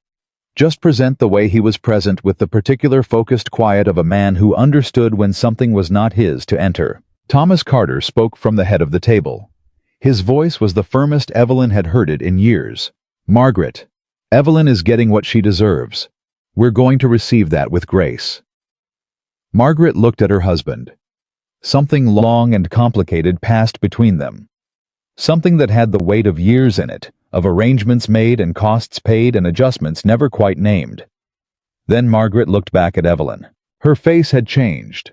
Beneath the resistance and the fear and the habit of management, something else was there, something that might, if given enough quiet and enough time, become something closer to recognition. "I don't know how to do any of this without you," she said. And it was for the first time in a long time entirely honest. Evelyn looked at her stepmother. "I know," she said gently. "That's exactly the problem, and we're going to fix it." Margaret sat back. She said nothing, but she did not argue. And that for Margaret Carter was the closest thing to a surrender Evelyn had ever received from her. She reached for her fork. Nathaniel reached for his. Her father raised his water glass in a small private gesture that nobody else saw, but Evelyn did, and she held it like the coal of light it was. Supper continued. The evening moved, and under the table, very briefly, Nathaniel's hand found hers and pressed it once, not dramatically, not as a performance, but with the quiet assurance of a man who had found what he was looking for and intended to stay. She pressed back. And somewhere in the house, in the back of the wardrobe, where it had been waiting, the mended ivory dress hung in the dark, and it did not matter anymore. The months that followed moved with a particular kind of momentum that Evelyn had never experienced before. Not the grinding forward pressure of obligation, but something that had direction and weight, and felt for the first time in her adult life like it was going somewhere she had chosen. She trained Hannah 3 mornings a week, sitting beside her at the kitchen table, with the ledger open between them, walking her through the column structure and the seasonal patterns and the particular way the Carter estate had organized its debt schedule going back 6 years. Hannah was quicker than Evelyn had let herself acknowledge during the months of quiet testing, because acknowledging it would have made leaving feel more possible, and she hadn't been ready for that yet. She was ready now. "You carry the irrigation costs in the summer column here," she told Hannah one Tuesday morning, tracing the page with her finger. "Not because the calendar says summer, because this land runs on water timing, and water timing doesn't match the regular months. When you see the creek levels drop, that's when you move the numbers. Not before, not after." Hannah leaned over the ledger. She was 41 years old, a widow herself, with a son at the Harlan County School, and a mind that processed information in the same straight-line fashion Evelyn had always used. "And the fencing costs roll into the winter column," she said. "Into the pre-winter column. October and November. You want to see those expenses before the ground freezes, or you can't do anything with the information." Hannah nodded. She made a notation in the margin of the practice ledger, her own handwriting starting to find its shape and confidence on the page. "What about when the county land office sends the boundary assessment fees?" "Those go in a separate column I've already set up. 3rd ledger back section. I'll show you that next week." Evelyn sat back. "You're doing well, Hannah." Hannah looked at her with a directness that had always made her easy to trust. "Are you scared?" she asked. "About going?" Evelyn considered the question the way she considered all questions that mattered without rushing to the first answer. "No," she said. And then, because honesty was the rule, not about going, about leaving things undone, there's a difference. "The things here will get done," Hannah said simply. "I know they will." Evelyn looked at the ledger. "That's the part I'm still getting used to." Hannah made another notation. Evelyn turned the page. Outside, the autumn was beginning its business, the early, cooling the particular quality of light that September brought to the Virginia hills. She had 4 months left before the wedding. 4 months that felt both impossibly long and entirely insufficient, the way time always feels when you are trying to pack a life into it. The letter from the Alcott boy arrived that same week. His name was James Alcott, 20 years old, son of the county land officer, apprenticed to the solicitor's practice in Harlan. He had a good hand, and according to his father, a natural patience for numbers that most young men didn't bother developing. Evelyn met with him in the estate's accounts room on a Wednesday afternoon, sat across from him, and put him through the same quiet examination she had put every person through who had ever asked her to trust them with something that mattered. She showed him the ledger structure, asked him to identify 2 deliberate errors she'd planted in the practice columns. He found both of them in 10 minutes, which was faster than she'd expected. "You have experience with double-column accounting," she said. "From the solicitor's office, ma'am. We use it for estate inventories. The Carter estate uses a modified version. I'll show you the modifications. They're not difficult, but they're specific, and you have to follow them exactly, or the seasonal reports won't reconcile." "Yes, ma'am." She looked at him. He was young and a little nervous, but the nervousness was the productive kind, the kind that made a person careful, rather than the kind that made them freeze. "You understand this is a permanent position if it works," she said. "Not a favor to your father, not something you do for 6 months and decide isn't for you." "I understand," he said. "I want the work." "Then you'll have it," she said. "Starting the 1st of October. She stood and shook his hand, as she would have shaken any professional's hand, because that was what he was going to be, and the sooner he understood that, the sooner he'd act like it. He left looking slightly stunned in a way she recognized it was the expression people wore when they'd expected to be managed and found themselves respected instead. She went back to her accounts and thought with a feeling she still didn't quite have a name for that she was going to be all right. And so was this place. And both of those things could be true simultaneously. It had taken her a long time to understand that. 2 weeks after James Alcott started his trial period, Margaret found an error in the household supply accounts. She came to Evelyn with it in the evening, holding the household book in both hands, with the expression of a woman who was trying very hard to do something she didn't entirely know how to do. She set the book on the table in front of Evelyn, pointed to the line in question, and said, "Hannah entered this wrong. The salt pork order. She's put it under September, but the delivery was August. It's going to throw off the monthly totals." Evelyn looked at the entry. Margaret was correct. It was a minor error, the kind that happened when someone was still building their rhythm with a new system. Easily fixed. She also noticed that Margaret was watching her with an expression she hadn't seen before. Not the brisk, practical assessment Margaret usually brought to household matters. Something more uncertain. Something that was asking a question it didn't know how to phrase.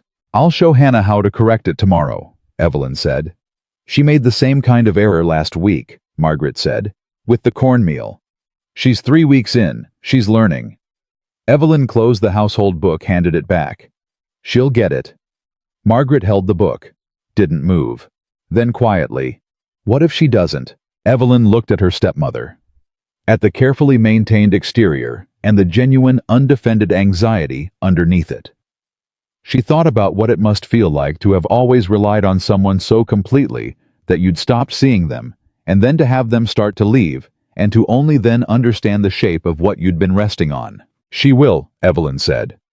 "But even if she makes errors, Margaret, an error in the supply accounts is not a catastrophe. It's an entry. You correct it and move on." She paused. "I've been making you believe that everything requires a particular kind of expertise to manage. Some of it does. A lot of it is just paying attention. Margaret looked at her. You make it look like it requires expertise, because I've been doing it for 8 years. Evelyn met her eyes. You could learn this. Not all of it, but enough to oversee it. Enough to know when something's wrong and what questions to ask. Something moved in Margaret's face. Resistance, and something else underneath it. Something that might have been in a different woman gratitude, but in Margaret Carter came out more like the reluctant acknowledgement of a truth she'd been avoiding. You're saying I've been letting you carry everything, she said. I'm saying we let each other do that, Evelyn said. It was easier for both of us, and it was wrong. The room was quiet. I'll learn the household accounts, Margaret said finally. The ones I should have always been managing myself. Good, Evelyn said. I'll start showing you next week. Margaret nodded, turned to go, stopped at the door. Evelyn. Her voice had changed, stripped of its usual management, down to something smaller and more honest. He's a good man, Whitaker. Yes, Evelyn said. He's a good man. A pause. Your mother she would have liked seeing this. You going somewhere? Margaret's voice caught very slightly on the last word. Steadied. She always said you were the one who should have been let loose into the world earlier. Evelyn did not have an answer for that. She wasn't sure one existed. Good night, Margaret, she said gently. Good night, Margaret said, and walked out. Evelyn sat alone in the accounts room for a while. She didn't open the ledger. She just sat with the quiet weight of 8 years settling around her differently than it usually did, not like a burden anymore, but like a completed thing. A finished column of numbers that added up correctly and could now be closed. The letter arrived on a Thursday in October, and it was from William Holt, and it was not addressed to Evelyn. She only knew about it because Clara came to the estate 3 days later, with her chin up and her color high, and a tightness around her mouth that Evelyn recognized as the face Clara wore when she'd been doing something she knew was questionable and had talked herself into it anyway. They were in the sitting room. Their father was resting. Margaret was in the kitchen with Hannah going over the household accounts, a new and slightly fragile routine that Evelyn was being careful not to interfere with. Clara sat across from her and said without any approach at all, William wrote to Nathaniel Whitaker. Evelyn went very still. He did. I wanted to discuss the business arrangement they have. Some of it involves the western land parcels, and William had concerns. About the timing of the marriage. About whether certain arrangements had been made clear to you. About the Boone County property status. Clara's hands were folded in her lap. She was watching Evelyn with a mixture of defiance and guilt that was doing neither one well. I may have encouraged him to write. The sitting room was very quiet. You may have, Evelyn said. I was worried. About what I told you before, about Sarah. And William said he had standing to ask certain questions because of the business connection, and I thought if there was anything... Clara? Evelyn's voice was flat, not loud, just completely without room in it. You went behind my back, to my intended, to question his intentions and his property, and you sent your husband to examine the man I am going to marry without telling me. Clara flushed. I was trying to protect you. No, Evelyn said. You were trying to feel better about the fact that you've spent 21 years letting me protect you. And now that you can't do that anymore, you don't know what to do with the instinct. She looked at her sister directly. I told you I knew what I was doing. I meant it. And what if you were wrong? Clara's voice cracked slightly. What if you were so desperate to have something of your own that you... Stop! The word came out harder than Evelyn intended, and she saw Clara flinch, and she made herself slow down, made herself breathe. Clara, listen to me. She leaned forward. I have managed every account, every debt, every negotiation, every supply contract on this estate for 8 years without making a catastrophic error. Not one. I have handled creditors and county officials and men who thought they could bully me into better terms. And not once have I let sentiment override my judgment. Do you know why? Clara shook her head slightly. Because I can't afford to. Because I never had the luxury. She sat back. Nathaniel Whitaker is a good man. I know this not because I want to believe it, but because I have examined him the way I examine everything carefully, skeptically over time. I asked him hard questions, and his answers were honest even when they weren't comfortable. That's not desperation. That's discernment. Clara was crying quietly, the way she'd always cried, with a particular helpless beauty that had always made people want to comfort her. Evelyn felt the old pull of it, the ancient reflex. She did not move toward it. "Did Nathaniel respond to William?" she asked. "Yes." Clara wiped her face.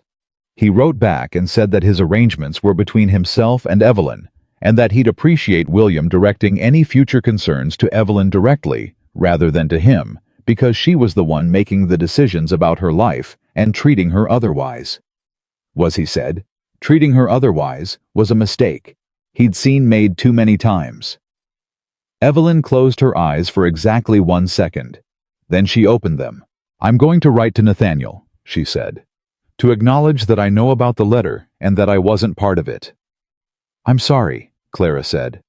"I know." And she did know. That was the complicated truth of her sister Clara's failings were real, but so was her love. And Evelyn had spent enough time around ledgers to know that both things existed in the same column. "Don't do it again." "I won't." "And Clara." Evelyn looked at her directly. "I'm not running away from this family. I'm building something of my own. Those two things are not the same. If you love me, you'll learn to tell the difference." Clara nodded. She pressed her hands over her eyes. Then she said in a very small voice, "I'm going to miss you." And that one unguarded simple thing got past Evelyn's defenses in a way that all of the rest of it hadn't. "I know," she said more quietly. "I'm going to miss you too." They sat together in the sitting room, the two Carter daughters, in the autumn afternoon, and for a little while they didn't say anything at all, and it was the most honest they'd been with each other in years. She wrote to Nathaniel that evening. She told him she knew about William's letter. She told him she'd handled it. She thanked him for his response, which she said she intended to quote back at her own family on a regular basis for the foreseeable future. His reply came in 5 days. It was 3 sentences long. "You shouldn't have to handle it. But since you did, I'm not surprised it was done well. For what it's worth, I meant what I told Holt. Every word of it." She read it standing at the kitchen table in the early morning before anyone else was up. She held the letter for a moment, and then she tucked it into the pocket close to her chest, where she kept the things that belonged entirely to her. Then she put the kettle on and went to work. The last week of October brought the first hard frost and something else. Something that Evelyn had not been expecting, though later she would think she should have seen it coming. Robert Finch had been talking. She found out the way. She found out most things she wasn't meant to know by being consistently underestimated. She was at the county land office following up on the northern boundary dispute she'd been managing for 2 years when she overheard 2 men in the corridor discussing the Carter estate with the comfortable confidence of people who assumed no one significant was listening. What she heard made her stand very still. Robert Finch had been saying at the tavern at the general store, in the particular traveling way that gossip travels in small counties, that Nathaniel Whitaker's interest in Evelyn Carter was not romantic. That a man like Whitaker, with a large ranch and significant land holdings in Boone County, had practical reasons for connecting himself to a woman with demonstrated management skills. That Evelyn was in effect being acquired, like a good piece of property.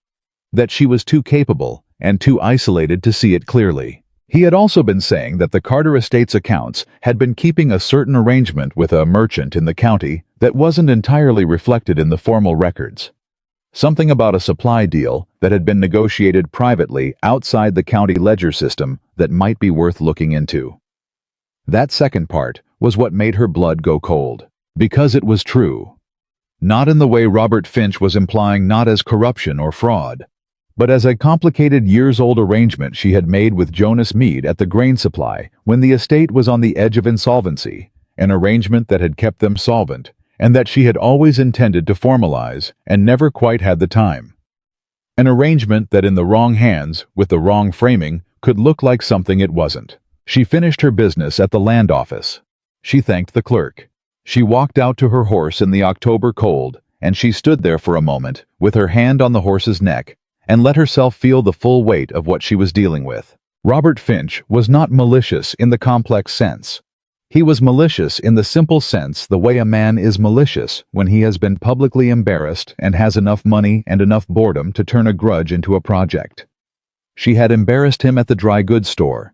She had embarrassed him quietly at the wedding. And now he was doing what men like him did when they found themselves at a disadvantage. He was going for the foundation. She mounted and rode home. She didn't panic because panicking had never been in her repertoire. But she moved with a new kind of speed, the speed of someone who has seen a problem clearly and knows the window for managing it is finite. She went to Jonas Meade that same afternoon. He was at his supply warehouse on the south end of town, a man of 60 with a broad red face and the particular wariness of someone who has just heard his name attached to a situation he didn't ask for. He'd heard the talk. He confirmed it immediately, without her asking. The discomfort on his face told her before he opened his mouth. "Finch came in here last week," he said, asking questions about our arrangement.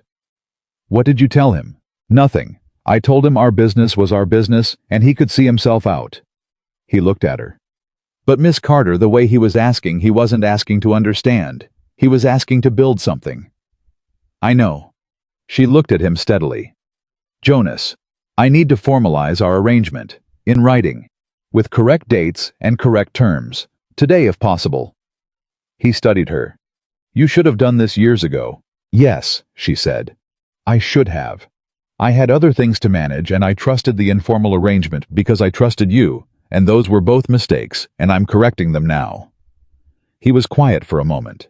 Then he nodded the nod of a man who respects directness, even when it's uncomfortable.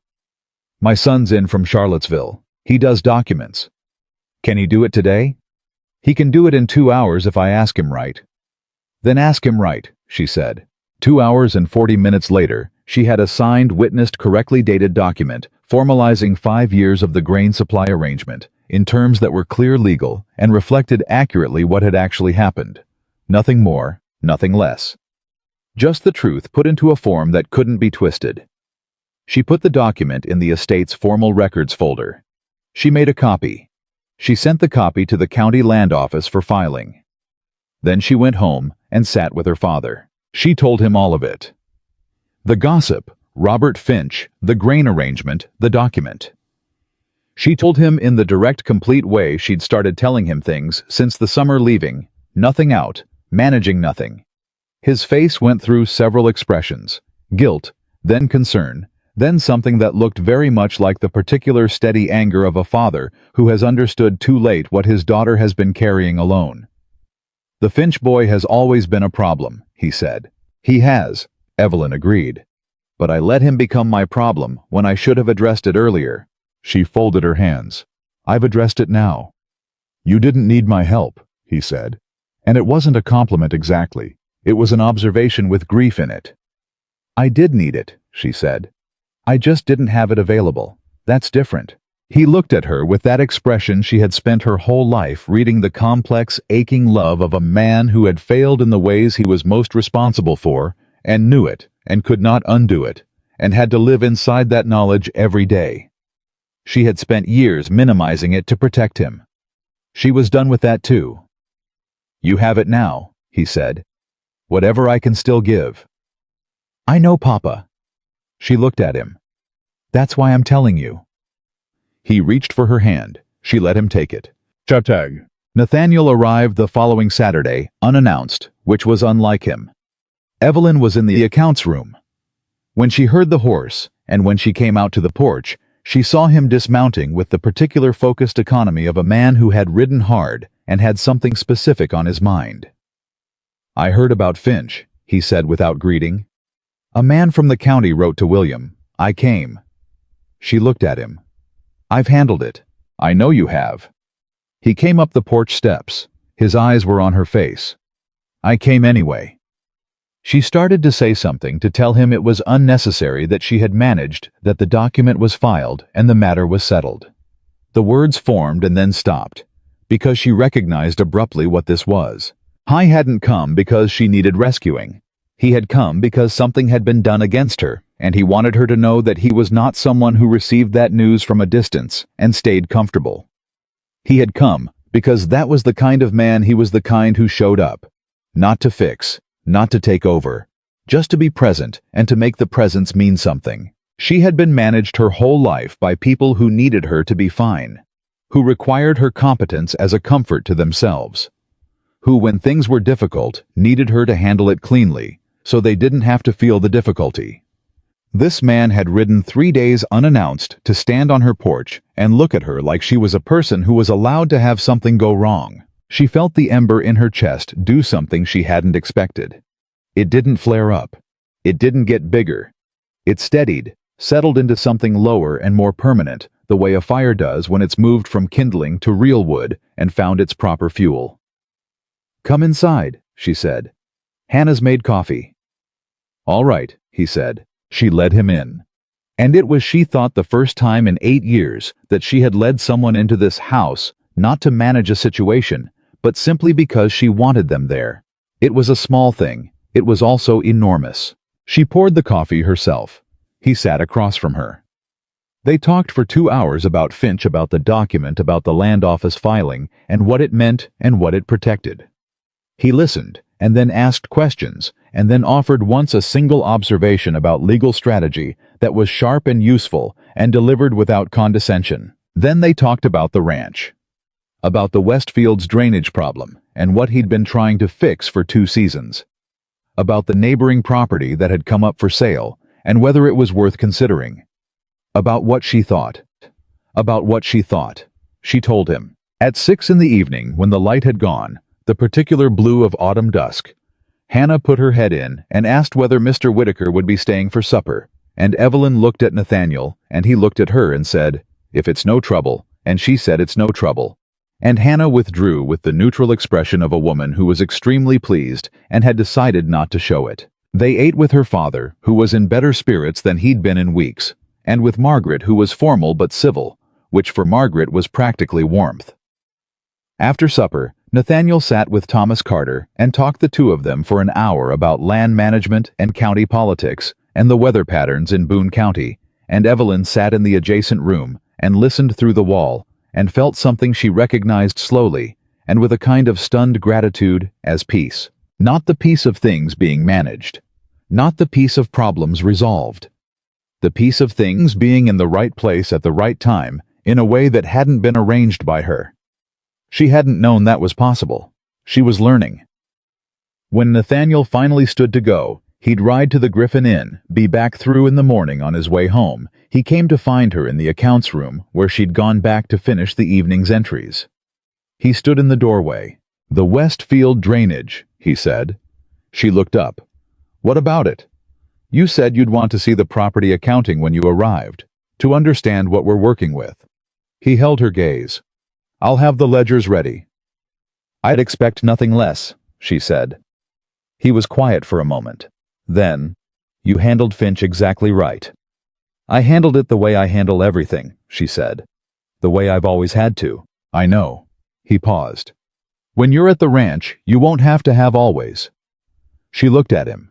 The lamp was low. The accounts room was quiet and warm and smelled of ink and paper and the slow history of 8 years of work she had done to keep this place alive. "That'll take some getting used to," she said. "I reckon it will," he said. "I'll be patient." She believed him.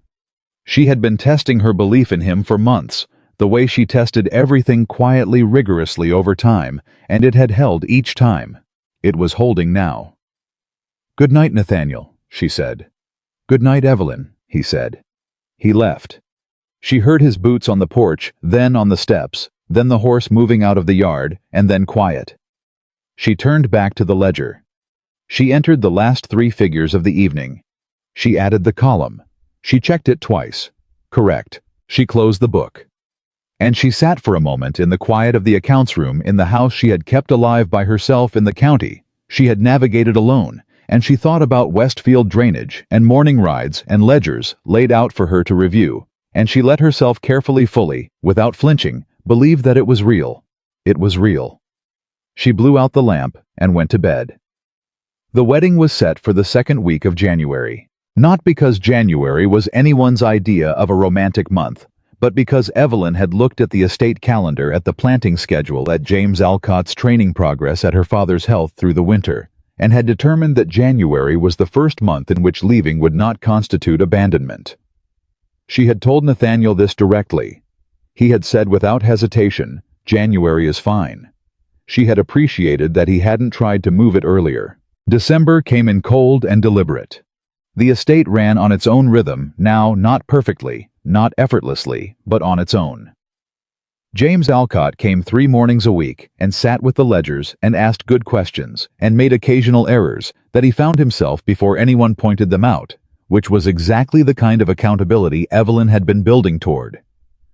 Hannah had the household accounts under control, with a grip that was firmer than Evelyn had expected, and almost in the evenings when she went over the day's entries as clean. Margaret reviewed both sets of records on Fridays. She had been doing this for 6 weeks and had not missed a Friday. She didn't do it gracefully. She approached the ledgers with the expression of someone disarming something, but she did it, and she caught things, and when she caught things, she went to James or Hannah directly, rather than to Evelyn. That had been the hardest change to make. Evelyn had watched it happen with the particular complicated pride of a teacher watching a student stop looking for permission. She was slowly, and not without difficulty, making herself unnecessary here. It was the strangest work she had ever done. 3 weeks before the wedding, Robert Finch made his last move. She had been half expecting it. Men like Robert Finch did not absorb setbacks quietly, and the formalized Meade document had been a setback. It had closed the door. He'd been trying to lever open, and he knew it. She had watched him from a distance through November and into December, the way you watch weather you know is going to arrive, but can't predict the exact shape of. The shape turned out to be a meeting. He had called through proper channels, a county assembly meeting, on the question of the Carter estate's northern boundary, the dispute Evelyn had been managing with the land office for 2 years. Nothing she had done was wrong. But the boundary question was technically open, and a county assembly meeting meant public discussion. And public discussion meant an opportunity for Robert Finch to stand in front of the county and say certain things in front of witnesses without technically lying. She found out on a Monday. The meeting was scheduled for Thursday. She had 72 hours. She sat with the boundary documents that night, all of them going back to the original survey from 1802, and she read every page with the same focused attention she brought to the grain supply arrangement, to the ledger errors, to the conversations with Nathaniel that mattered. She was looking for the ground she stood on. She needed to know exactly how solid it was. It was solid. She had known it was solid, but knowing it and being able to demonstrate it in a public room in front of county witnesses were 2 different things, and she had learned this year more than any year before that the difference mattered. She spent Tuesday at the county land office pulling the official surveys. She spent Wednesday with the solicitor not asking for help, but confirming her reading of the boundary law. He confirmed it. She thanked him and left. She wrote to Nathaniel that same Wednesday evening, not asking for anything, just telling him the way she told him things now, because they had built that between them, the practice of telling the truth to each other in real time, without management, without the smoothing over that she had spent years doing with everyone else. His reply came Thursday morning before the assembly. 3 sentences. It read, "You have the ground. Stand on it. I'll be there by evening." She read it once, put it in her pocket, got dressed. The county assembly met in the main room of the Harlan County Courthouse, which held about 60 people at full capacity, and was on that Thursday afternoon in December at about 45. Evelyn recognized most of them. Farmers, merchants, a few of the larger landowners. 2 county officials. The solicitor she'd spoken to the day before, who gave her a small nod when she came in, that told her nothing except that he was paying attention. Robert Finch was already there near the front with 2 men she recognized as business associates. He saw her come in, and his face did something complicated, a flash of something that might have been respect, or unease, or the specific discomfort of a man who has set something in motion, and is now not entirely sure of the outcome. She took a seat, folded her hands, waited. The assembly chair, A man named Cordell, gray-haired and meticulous, who had been managing county disputes since before Evelyn was born, called the meeting to order and introduced the boundary question. He gave the basic facts of the dispute. He asked if the initiating party wished to present. Robert Finch stood. He spoke for about 12 minutes. He was smooth, she would grant him that. He spoke about the Northern Boundary Survey, about discrepancies in the original markers, about concerns regarding the Carter estate's encroachment on the adjacent land. He did not say anything that was technically false. He said a number of things that were technically true, but arranged in a sequence designed to imply something that wasn't. He also said toward the end, with the particular casual confidence of a man who believes he has the room. I think it's also worth noting that the estate management in question has been in somewhat uncertain hands for the past year, given the planned departure of the primary account manager. It raises questions about the continuity of proper record-keeping that the county may wish to consider. The room was quiet for a moment. Evelyn felt the sentence land. She felt the intent of it, the pivot from the boundary question to her to the suggestion of instability, to the implication that the estate's records couldn't be trusted because she was leaving. She looked at Cordell. He looked back at her. "Miss Carter," he said, "you have the floor." She stood. She did not look at Robert Finch.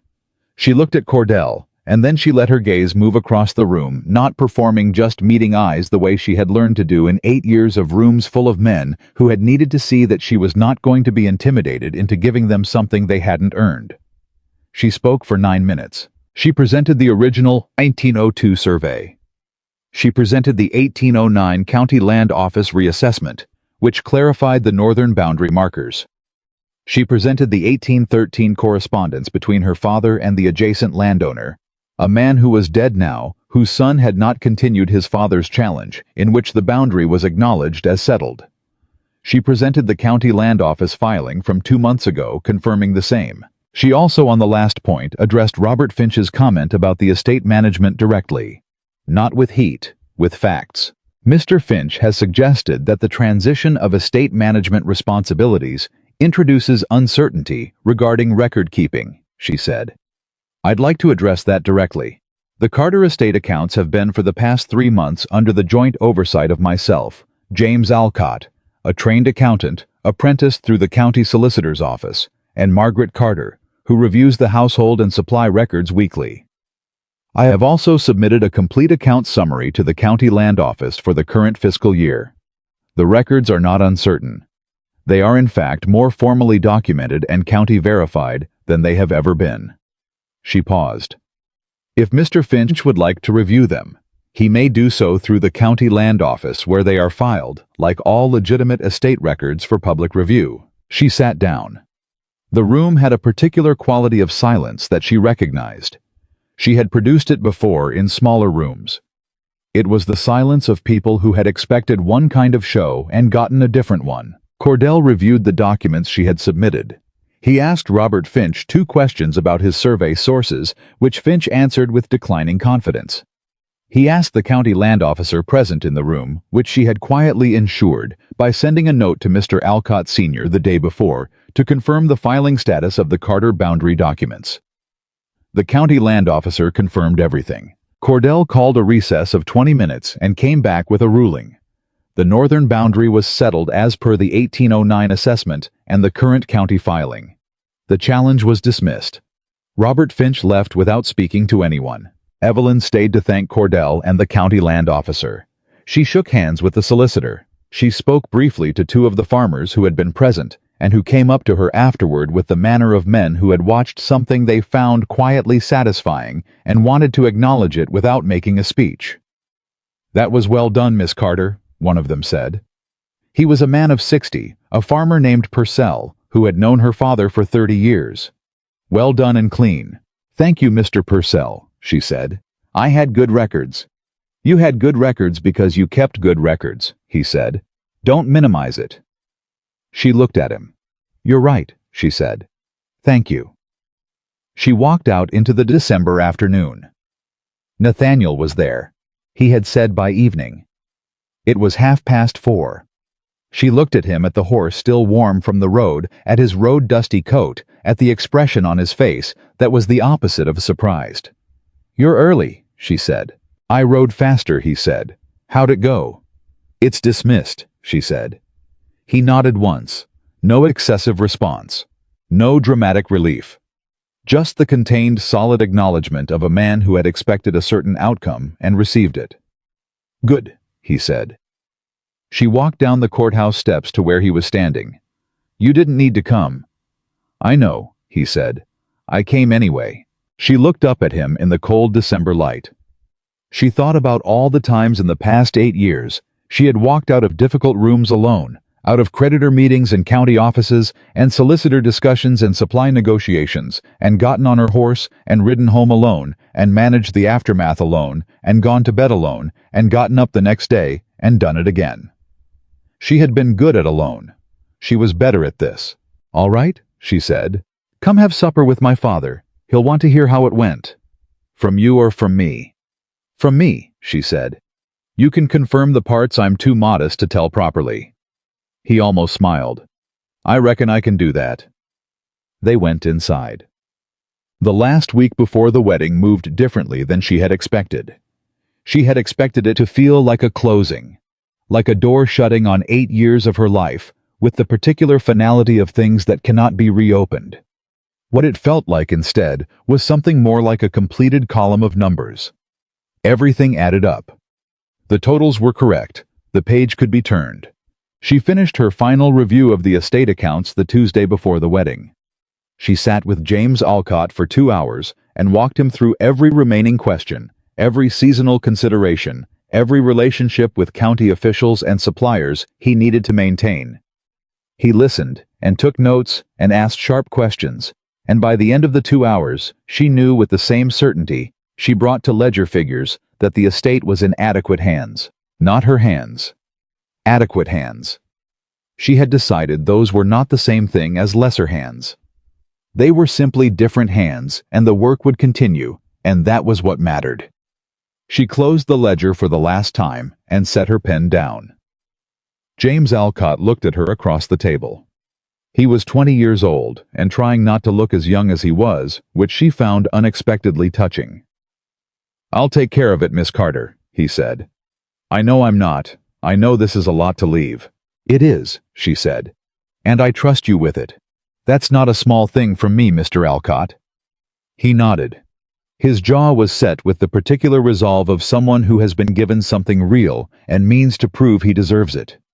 She stood, shook his hand, walked out of the accounts room. She did not look back. Her father came to her room the night before the wedding. He knocked, which he rarely did.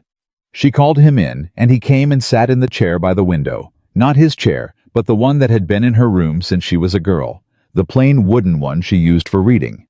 And he looked at her with the expression she had been reading her whole life, and that had, over the course of this long year, finally changed into something she could bear more easily. The guilt was still there.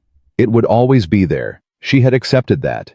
But it had moved, shifted behind something else, something that was warmer and more forward-looking. He was not only looking at what he had failed to give her. He was looking at what she had built in spite of it, and what she was moving toward, and finding maybe for the first time that those two things could exist in the same frame without the second one negating the first. "I've been trying to find the right thing to say," he told her. "You don't have to find the right thing," she said. "You just have to say something true." He was quiet for a moment.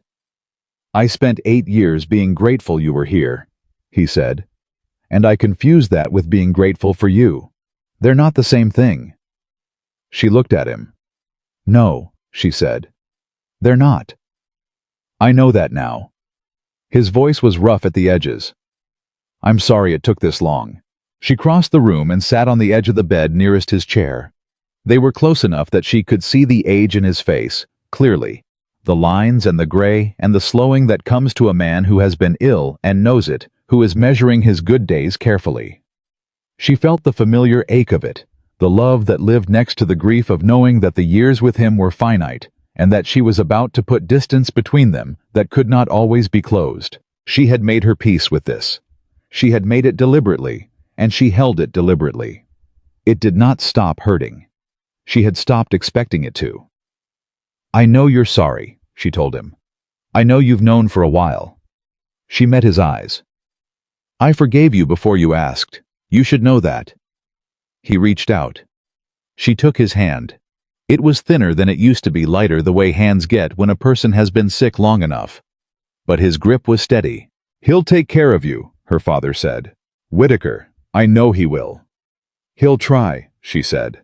"I'll also take care of myself. Both things." "Yes." Her father almost smiled. "That's the part I should have taught you was allowed." "You're teaching it now," she said. "Late is not the same as never." He held her hand for a while. Neither of them spoke. The winter night was still outside, and the house breathed around them with its familiar sounds. The settle of old timber, the distant sound of Hannah banking the kitchen fire for the night, and Evelyn let herself be in it one last time fully, without managing a single part of it. Just a daughter in her father's house. Just that. The wedding was small. She had insisted on small, and Nathaniel had agreed with the ease of a man who had no interest in performance. The ceremony was held in the Carter sitting room, the minister her father in his good chair. Margaret sitting straight-backed and dry-eyed in the way of a woman who has decided to hold herself together by force of will. Clara weeping with the genuine feeling she never could quite contain. Hannah at the back of the room, with her hands folded and her expression composed, but her eyes bright, and James Alcott, who had not been invited but had appeared at the door that morning and been let in because no one had had the heart to send him away. Nathaniel stood beside her in his good jacket. He held her hand with the same steady present grip he brought to everything, not tight, not loose. Certain. The minister said the words. They said theirs. She had thought beforehand that she might cry. She had spent a year learning to feel things more fully, and she had thought the accumulated weight of it might come out in that moment. But what she felt standing there with her hand in Nathaniel's and her father watching from his chair, and the winter light coming through the windows, was not the pressure that came before tears. It was the release that comes after a long thing is finally completely done. Not an ending, a completion. The specific earned peace of a woman who has carried something heavy for a long time and set it down in exactly the right place. She was not leaving her family. She was adding to what she had. She was not abandoning the work of 8 years. She was building on top of it. She was not running from anything. She was for the first time running toward. The minister finished. Nathaniel looked at her. She looked at him. "Well," he said quietly enough that only she could hear it. "Well," she said back. He squeezed her hand once. She squeezed back. And that was that. The hardest moment was saying goodbye to her father. She had prepared for it. She had thought about it for months, approached it the way she approached anything she knew was going to cost her, with clear eyes and without avoidance. She had thought she was ready. She was not entirely ready. He stood in the doorway of the house with his cane under his own power, which he had insisted on, and he looked at her in her traveling clothes with the packed trunk behind her, and Nathaniel holding the horses at the road, and his face was very still, with the effort of a man containing something large. "Write to me," he said. "Every week," she said. "And you'll write back." "I will." "And you'll tell me the truth, not the managed version." He almost laughed. "You've trained us all too well for lying." She came to him, embraced him quickly. He was fragile in ways he wouldn't acknowledge, and she had learned to account for that without making it a thing. She held him for a moment and felt the slight shake in his breathing and held on a little longer. "I'm proud of you," he said into her shoulder. "I should have said it every day for 8 years. I'm saying it now." She pulled back, looked at him directly. "I know," she said. "I've always known. That was never the problem." He nodded. His eyes were wet. He was not going to cry in the doorway. She knew him well enough to know that. He would wait until she was gone. She was going to let him have that. She pressed her hand to his cheek, once brief, firm, the gesture of a woman who has made her peace and is choosing to move forward with it intact. Then she stepped back. Margaret was at his shoulder. She looked at Evelyn with an expression that had taken the whole year to build and was still not quite finished. But it was honest, and it was trying, and it was more than Evelyn had expected from her, and she received it as such. "Take care of him," Evelyn said. I will, Margaret said. And then, because it had been a year of slowly learning to say true things, I should have taken better care of you. Evelyn looked at her. Yes, she said. But here we are. Margaret nodded. That was all. It was enough. She turned and walked to where Nathaniel was waiting. He handed her the reins without speaking. She mounted. They turned the horses toward the road. She did not look back. Not because she was indifferent, and not because she was afraid that looking back would break something. She didn't look back because she had spent 8 years looking back at the ledger, at the last entry, at the work that still needed doing, at the people still needing managing. She had done enough of that. She looked forward. The road opened in front of them, cold and clear, going west and then north toward Boone County, toward the ranch and the west field and the drainage problem and the ledgers that were waiting for her to examine them, toward the neighbors who needed to be introduced to her properly, and the land she was going to learn the way she had learned this land, by walking every inch of it until she knew it from the inside out. Toward a life that was entirely, unapologetically hers. They rode for about an hour before Nathaniel spoke. You're quiet, he said. I'm thinking, she said. About, she considered. The west field drainage. You said it's been 2 seasons. What have you tried? He looked at her. That almost smile moved through his expression, the one she had learned to read as the real one, not performed, not social, just genuine and warm and directed at her specifically. I redirected the East Channel last spring. It helped some, not enough. What does the soil composition look like at the low point? Clay heavy, holds water. You need French drains, she said. 3 of them minimum, running at a diagonal to the natural slope. It's more initial work, but it solves it permanently instead of managing it year to year. He was quiet for a moment. How do you know about French drains? I managed a farm for 8 years, she said. The south pasture had the same problem. I put in 2 drains in 1811 and haven't had a flooding issue since. He rode in silence for a moment. Then he said simply, Good. She rode beside him through the winter morning, through the cold, clear air of Virginia, going west, and she felt the estate behind her. The way you feel a completed thing, present in memory, finished in practice, alive in what it had made her. She had come into her own worth in a house that forgot to see it. She had protected a family that forgot to protect her. She had built out of necessity and stubbornness, and the particular unbreakable competence of a woman who had no other options, a life that she could now choose. And she had chosen. That was the thing. Nobody could take back. The thing that all of it, the 8 years, the mended dresses, the water pitcher held steady, the ledgers, the county assembly, the ember that wouldn't go out, had been moving toward. She had chosen. Evelyn Carter. Evelyn Whitaker. Now, though it would take some getting used to, rode west into the January morning, beside a man who had seen her clearly from the first moment and had not looked away. And she was 25 years old, and she was free, and she had earned every inch of it. She was done being the woman everyone forgot. She was, from this day forward, the woman who remembered herself, and that she knew with the clean and absolute certainty of a ledger that finally completely balanced was more than enough.